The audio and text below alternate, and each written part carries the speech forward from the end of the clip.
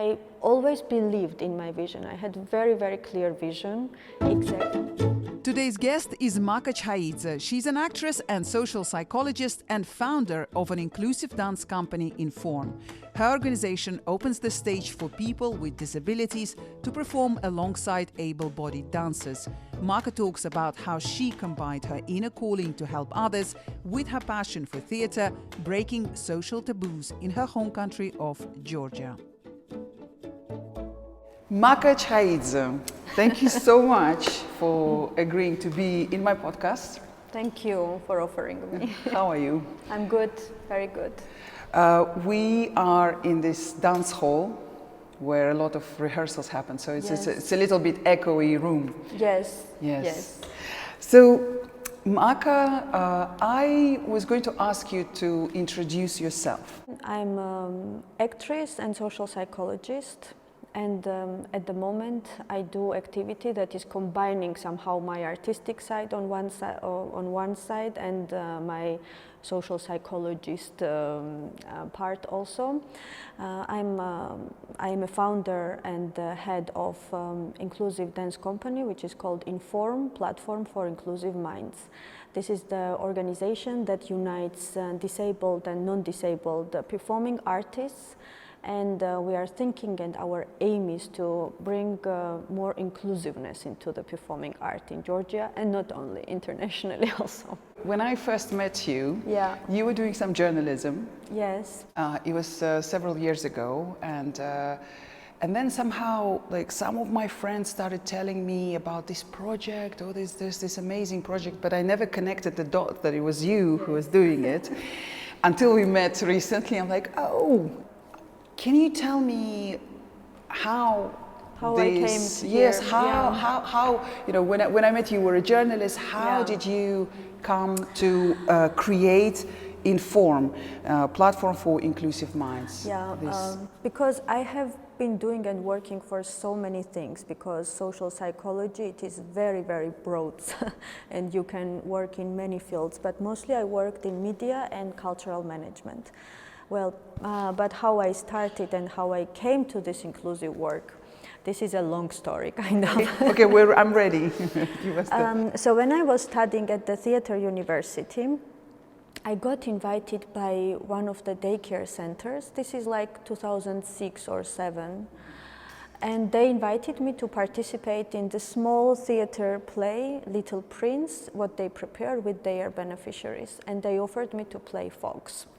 I was like 18 or 19 years old, and I had no idea about disability. I didn't know about Down syndrome or autism, or I have rarely saw anyone in the street with wheelchair or anything. So it was very unexpected and very challenging for me. But I was very curious to see and to be in this environment. I went there, and I don't know if I can say that I got poisoned with this atmosphere and with these people, because it was completely different world. When I would enter this hall and I would be part of this rehearsal, it was full of joy and love, and I don't know, absolute wonderful feelings was surrounding me. So poisoned in a good sense, so you got affected by it. I absolutely got affected with this, and it was like a mutual love that we all developed to each other. And then I could not, actually this was my first role as an actress, because before I was to play Fox, yes. And the first theatrical partner, I had the boy with Down syndrome, amazing boy. His name is Gigo, and now he's part of my theater company, what we are doing now, because we keep this friendship for so long. So yeah, this is how it started. Gigo was 6. Gigo was 6. He was amazing blonde boy, and really like a little prince. When you would look at him, he really looked like a prince. So it was really first time that such a thing happened in Tbilisi, that these disabled kids were standing on the stage performing and being very talented and very nice looking on the stage. You know, it was really shocking discovery for everyone. And then me and my friends who was directing this performance, we decided to continue working on this. And we made like 7 or 8 pieces, inclusive pieces with disabled children. We also worked at one of the public school, which was first pilot inclusive schools in Tbilisi, and we had like a helping non-formal activities to connect disabled and non-disabled school children through theater activities. But at some point we had to quit because it was all these activities were based on pure enthusiasm, you know, and it required. You were not paid. Yes, or whatever we were paid, it was very symbolic, you know, and we could not continue this way. And on the other hand, we didn't really have much experience to go for funding and look for money and all this stuff. So we had to compromise somehow and find other jobs and start other things. But that was very, very tragic for me and very dramatic to leave these kids, especially the last piece, what we made, it was very big success. What did you learn about people with disabilities, like in this process? So I assume it went on for a few years, from 2006 to do these several productions. 2015, maybe 16, yeah. Okay. Yeah. So did you have to like educate yourself about disabilities, or you learned as you worked with people? I mean, it was mostly, we were doing both. I was doing both, of course, but the best knowledge you get during the practice, because you need to develop very individual approach with every individual that comes into your class, you know. Yes, we have general knowledge that maybe like somebody with Down syndrome has these patterns of behavior and you need to be aware of this in advance, but it's still very personalized and individual approach that you develop with the group. And this is why it's very specific, that you have lots of diversity when you work with people, and the expression of theirs is very diverse because they're very different from each other and very individualistic, each of them. So yeah. We refer to people as, you know, who are born with disabilities as people with disabilities, but what you were doing then and now, it's kind of bringing their abilities Absolutely. up to the. So how does this process go for them? Like, is it quite like, are they really keen to learn skills? Is it the socializing that makes them like spark up? It really depends, because there is definitely very, very big desire from their side to be part of this process, and they are really keen to come here and to be engaged into the activities. But it depends who opens better, you know, and who opens first. Some people need more time, and some people are not getting interested immediately, and you need to find out what are the tools and what are the ways to grab their attention and make them interested in what you do. Some people come immediately and they are extremely open and they don't need some extra work to express their skills. The most important is like when we have this, when a person comes in the studio, they do not feel tension that they should do something this way or that way. They should do things their way, and this is already correct. So it gives them confidence that whatever they do and however they do, it is appreciated and this is valued by people who they meet here. So it gives them freedom and confidence to continue and to progress their skills. And to express themselves. Absolutely, yeah. Mm-hmm. And they are very strong in it. Mm-hmm. So going back to 2015 or so, when you had to stop those activities? Yes, we stopped in a moment when we had a feeling that now things should start, but it didn't happen so. And because of the financial? Yes, because of financial, and then my partner with whom I was doing it, he moved to Berlin, to Germany, so I was alone, and I was looking for the director who would be staging a place with them, and I couldn't really find who would replace the previous one. Then I started doing something else. So I left this job with the feeling of guilt, because I left these kids in the moment when they were the most motivated and the most confident and sure that what they do has some meaning, some value, and they had the feedback from the audience. So, and I was getting calls from them all these years that they miss us, they want to work with us again, and saying like the times that we spent together was the best memories in their lives. And I really, really felt very guilty to give it up. They stayed in touch with you, yes, they yes, were contacting you. Yes, yes. So I always had somewhere on the background that I need to do something and I need to continue. And so during pandemic, I started thinking about it seriously, because back then I worked as a journalist and I was writing articles, which was amazing because many people lost jobs, but my job was still there because I was working online and I could make interviews anytime from anywhere. But at the same time, I realized like sitting at the computer and doing this kind of alone job is not something that I want to do. Because I always considered no, but I was just writing, you know, and it was, I mean, it's different kind of journalism what you do, but I was writing some. You didn't feel like this interactive part that you were, or maybe, yes, I think I know what you mean. You want to feel that you're making an impact. Yeah, maybe exactly, with this, exactly, it's like you publish your story, okay, and you don't know yes, exactly. This is what I was missing, that I couldn't see immediate impact of what I'm doing, you know. And in case of the working with the inclusive projects, you see it is going like every day is different, and you see how much progress you do and how much progress people do with whom you work, you know.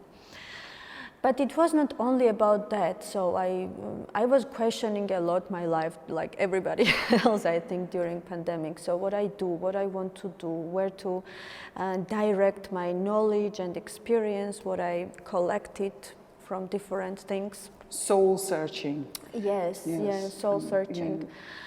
And finally I asked myself, is there anything that you, in your experience and in your history, is there anything you want to go back to, or you need to invent something new and try yourself in something new? And my definite answer was yes, what I want to do is to continue working with inclusive projects. And I miss theater. I love to still say I don't continue as an actor, but I love theater itself. And I also like doing socially impactful things. So it was like a combination what I wanted to do in my life. So your absolutely. Instinct was telling you, go back to that field and continue working with people who really need you. Yes, yes. So that's all 2020 during the pandemic, yeah? It is 2020, 21 also.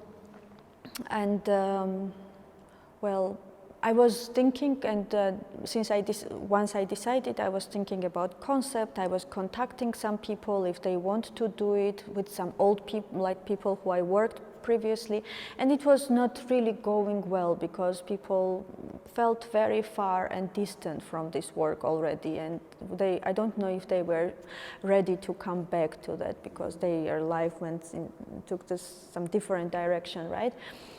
And suddenly in 2021, I was in Berlin, and I went to the performance of Sascha Waltz.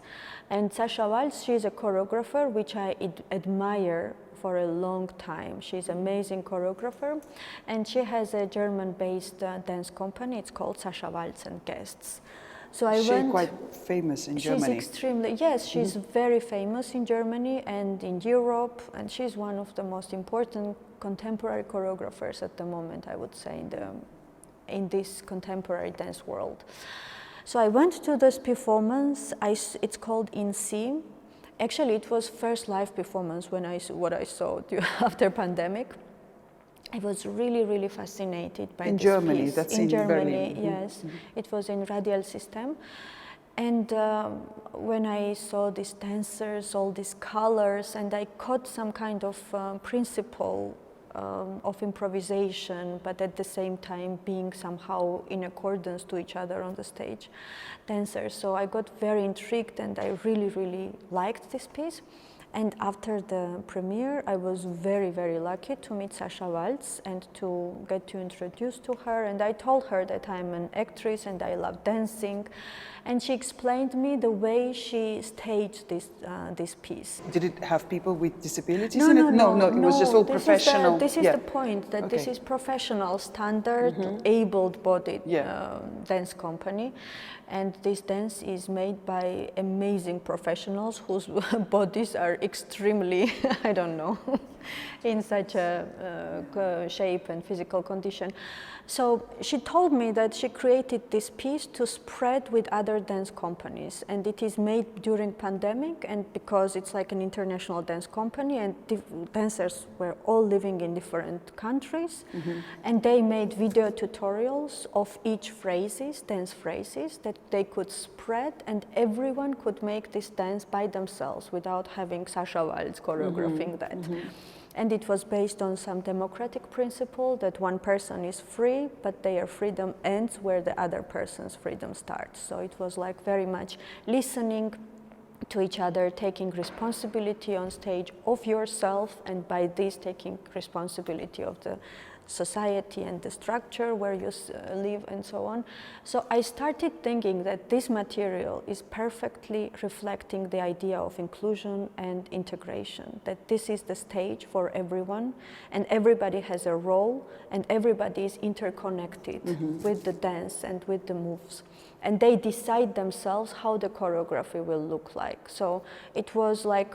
It gave you an idea, inspiration. You thought, this is the answer. This is the answer. This is how inclusion can look and work in real. This is like an illustration of that on stage. This is how I perceive this material, the potential of this material. So I offered Sasha, I want to make it inclusive version in Tbilisi, and if you agree to give me this material, and she agreed on that, which was really, really amazing for me. That was a big surprise for me, and I received it as a signal that yes, I am on the right path and I should continue working to this direction. So I came back to Tbilisi and immediately started talking about it, looking for who will be participating here. I found amazing choreographer and dancer Maka Chkhaidze, who took on all this work to teach and show all these moves to the group. We collected professional dancers, disabled dancers, and for 3 months we worked like crazy to make it happen. I mean, so this premiere I saw in December 2021, and this 1 year after, December 2022, we had a premiere in Tbilisi. So it was like a long but very emotional process at the same time. So you brought in those kids who you were working with in some of earlier, them, and some new of them. ones also, yeah. Before starting this project, did you probably had fears, right? Because before you embark onto something, like me embarking on this podcast, the fear is immense. It's like, and when you ask yourself, what are you scared of? Sometimes it's just, you're scared just to start. Like, yes. it's very scary just to make the first step. Also financially. Yes. And I wonder what kind of fears did you have before you started? What your intuition was telling you this is the right thing to do. Yes. But of course you have a lot of fears. What were your fears before you started? First of all, I was scared to offer this idea to Sasha Waltz. That I went through lots of phases before I would offer this to her, because I was just simply scared that she would consider as a stupid idea, and of course it's okay that she will refuse it, but still I had this kind of anxiety. Should I ask her or not? Is it good or not? Then I had the fear because I was out of this performing art, and I was scared, will people believe me? And will people believe in my idea? Because it was not such an easy idea. Watching at this performance, it's hard to imagine it can be inclusive, because this is so intense and so much made and adjusted to the able body. It was really a little bit crazy to start with the disabled, non-professional dancers. So I had this fear.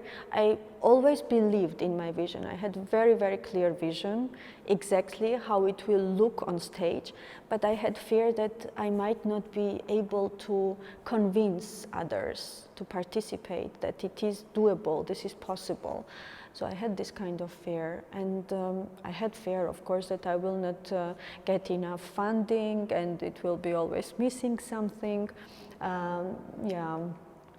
But then you started meeting the right people, as you said, Nadia. Yes, yes. This started like a chain, you know. I started talking a lot about this project, what I'm doing, and everybody who would hear like name of Sasha Waltz, I don't know, they were really surprised, and at the same time, they had some kind of feeling, we want to see it, so let's see how it comes, and do you need my help, do you need somebody's help? So it was like all the helping people around me gathered suddenly and immediately, and slowly when I saw this huge support to this idea, all my fears were disappearing, and more and more confidence was coming to me that I'm doing right thing and right people are coming to me by themselves. So isn't it amazing, the energy that you feel, you know, when you step into this area which your heart is telling you to go to, but you have a lot of fears, but when you actually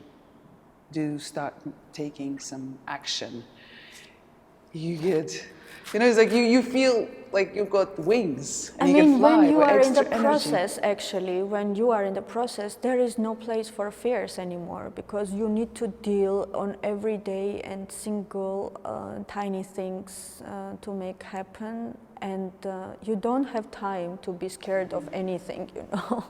So Sasha Waltz's involvement was to provide you with those tutorials that she No, not recorded. only. What else? What was her contribution to the project? So I sent Natia, the choreographer, to her company, and she took 2 weeks long workshop, and she learned how to create this choreography from the professionals, and also 2 dancers from Sasha Waltz's company came and performed with us on the premiere. How wonderful.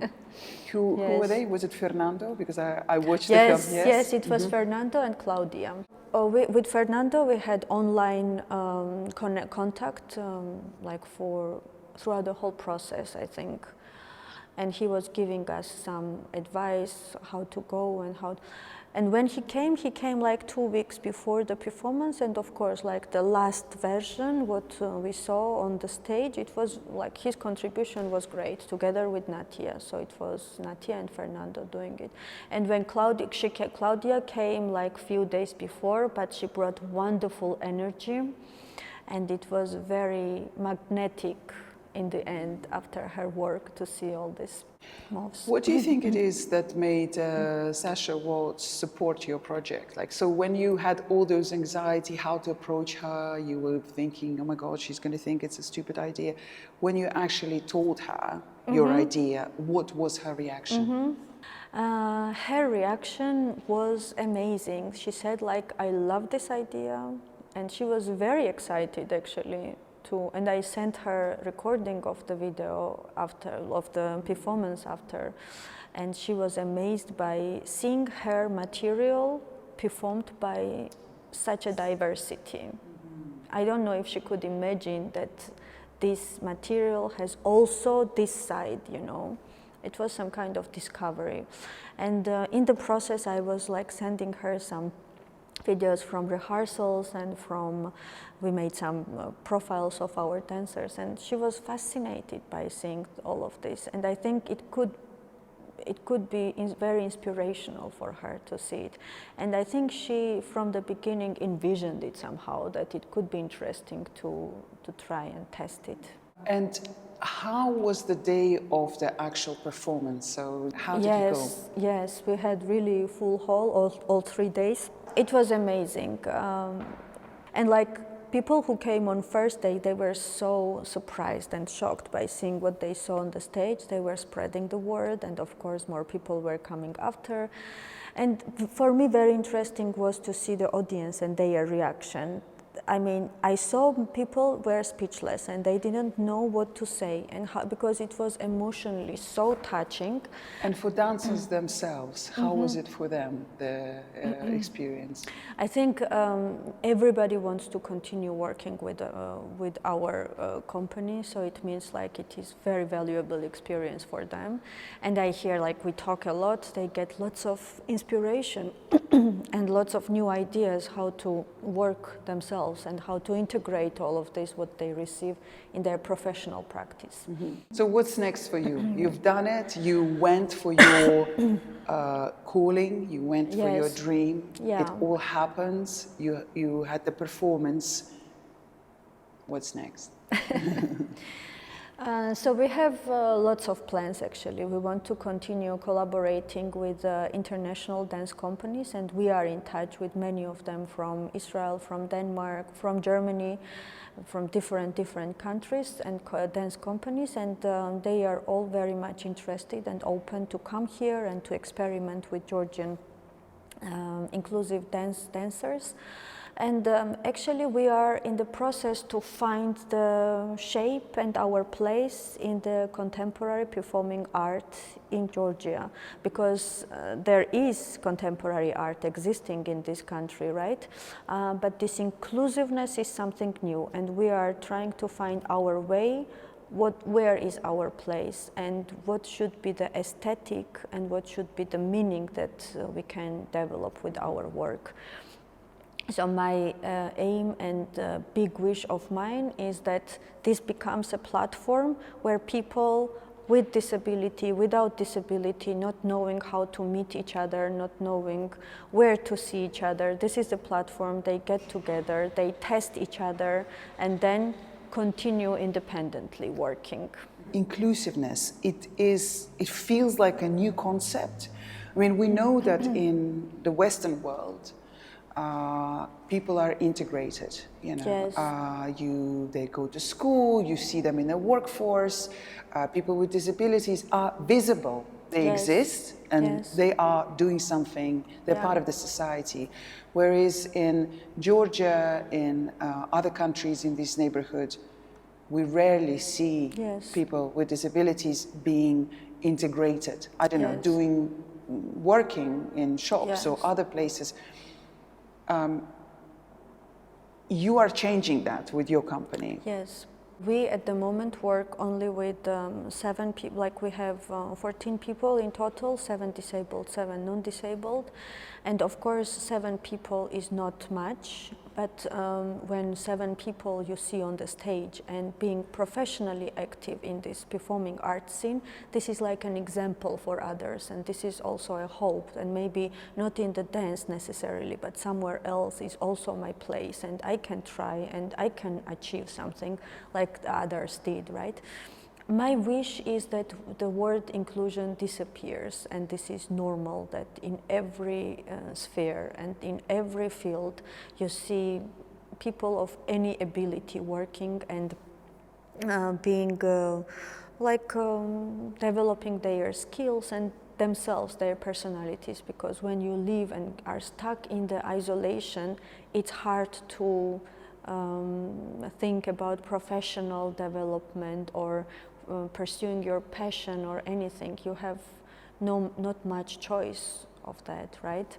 So my wish is that in the educational systems there are more spaces and more places for people with disabilities, especially in the arts field, because there is a huge creative energy in these people, and creative part of social life is very suitable for them.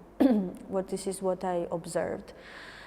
So I want them to be paid and to have jobs and to be independent from their families and to be able to work like everybody else, work and live like everybody else live. Do they get paid for? Yes, they get paid for the. This is one of the very central aspect for me, that every person who works for this company, they are paid, because it is like a huge energy and huge time that they put It in must here. be also so fulfilling for them, and helping their confidence that they are earning money. And Yes, this is really imagine. lovely to see how happy they are when they are paid for.